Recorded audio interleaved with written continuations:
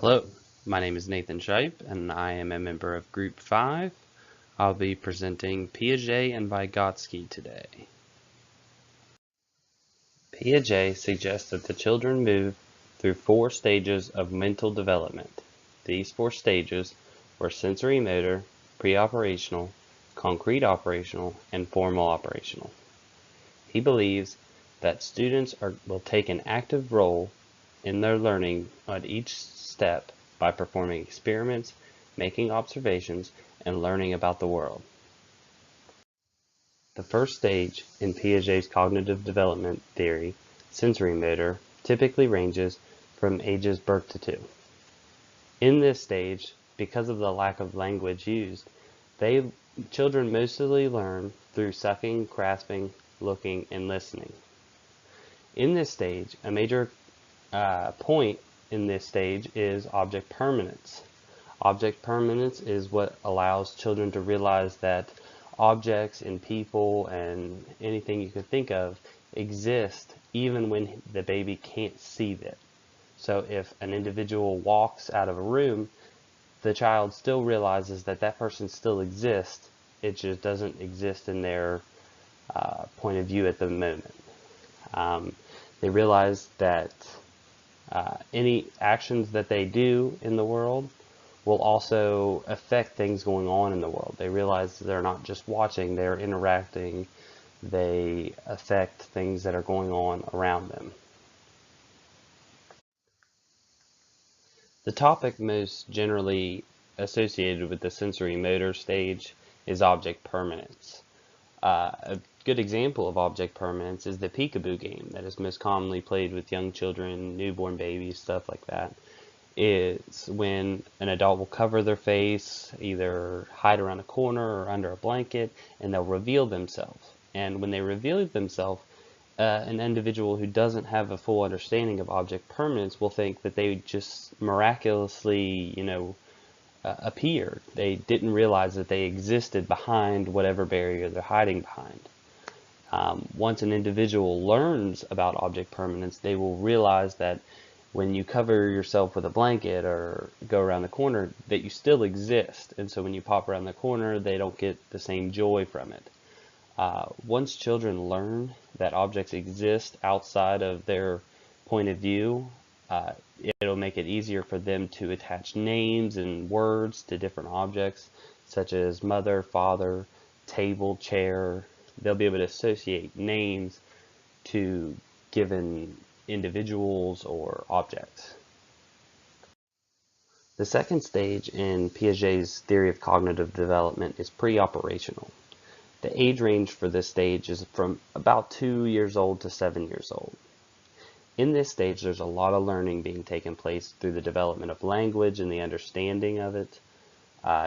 Typically, individuals in this stage will draw a lot of pictures to represent things that aren't necessarily around them. They could be drawing pictures of their family. They could be drawing pictures of animals they have. They understand that they can represent things with using different words and pictures in this stage. However, they are very egocentric in this stage. They see only their perspective. They don't really understand the other person's perspective. They can't really understand looking at things from a different perspective other than their own. They're very concrete thinkers in this stage. An example of something you would often see in this pre-operational stage is the struggling with constancy. Say if you have a big hunk of clay and you divide it into 2 equal sections. If you take one section and you flatten it out completely, and you take another section and you roll it in a ball, an individual might pick the flattened out section because they think there's more there because it's a bigger object at the time, or it looks bigger because it's flattened out. They might think the other that's rolled into a ball is smaller because it takes up a smaller area, but really they're the exact same size. That's similar with a glass of water. Say you have a glass that's half full of water, but it holds 10 ounces of water, and you have a glass that's completely full that only holds 5 ounces of water. Well, you still have the same amount of water, it's just in a different size glass. Well, they'll think that the glass that is completely full will contain more water. Even if you tell them that the water is exactly the same, they'll think the full glass contains more water than the half-empty glass. The third stage in Piaget's cognitive development theory is concrete operational. The age ranges for this stage is approximately 7 to 11 years of age.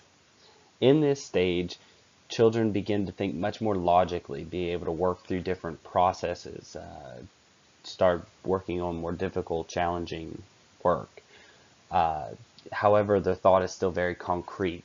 The abstract notions don't really apply to them. They don't understand them very well yet at this stage. However, they do begin to understand conservation or constancy. So referencing back to our previous slide, we had the example of the clay and how they didn't understand that the same size clay in a different shape is the same amount.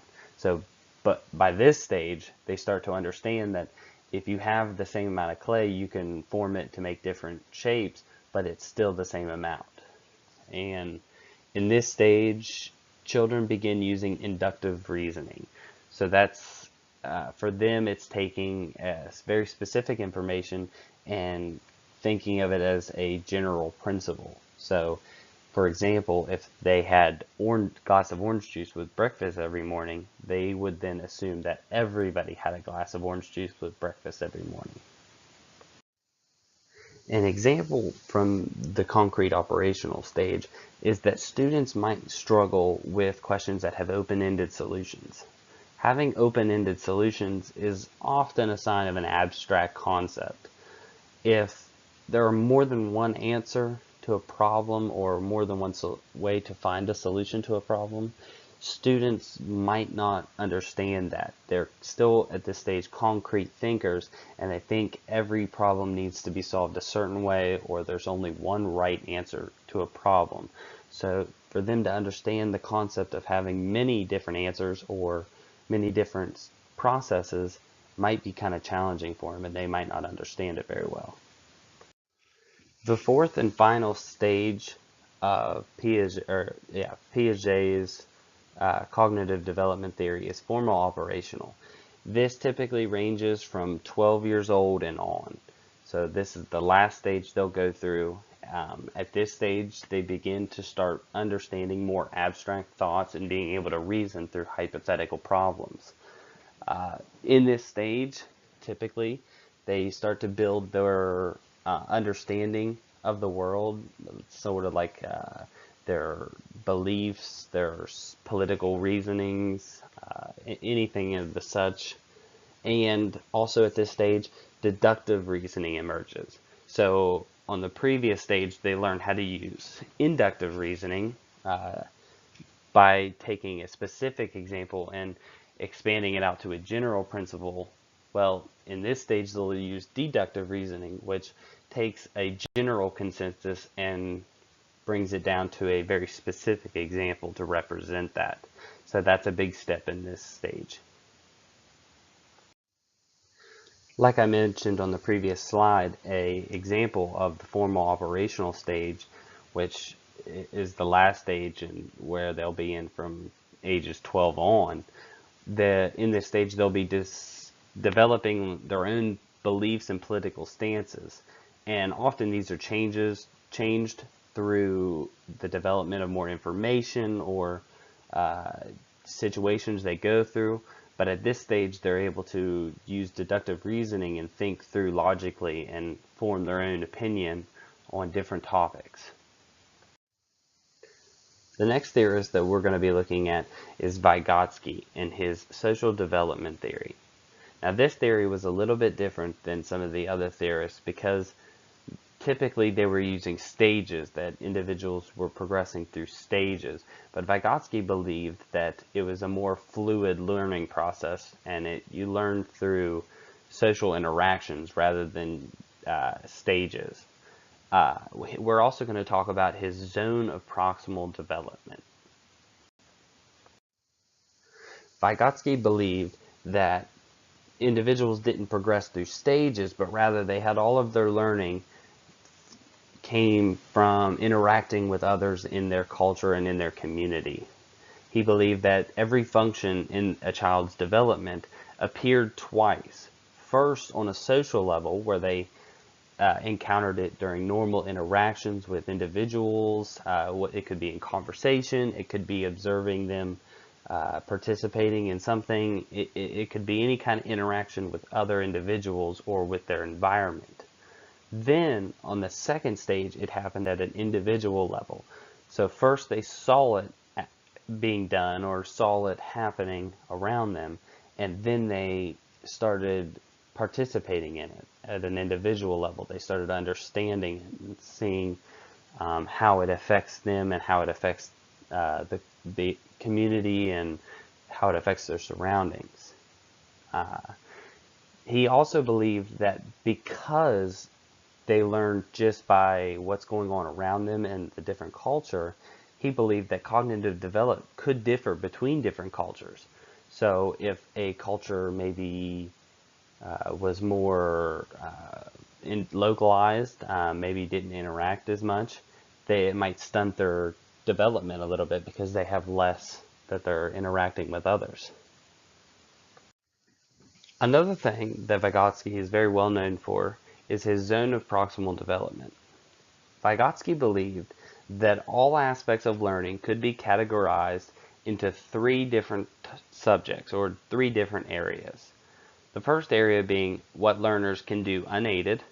The second area being his zone of proximal development, which was what learners can do with guidance. And the third category is what learners can't do even with guidance.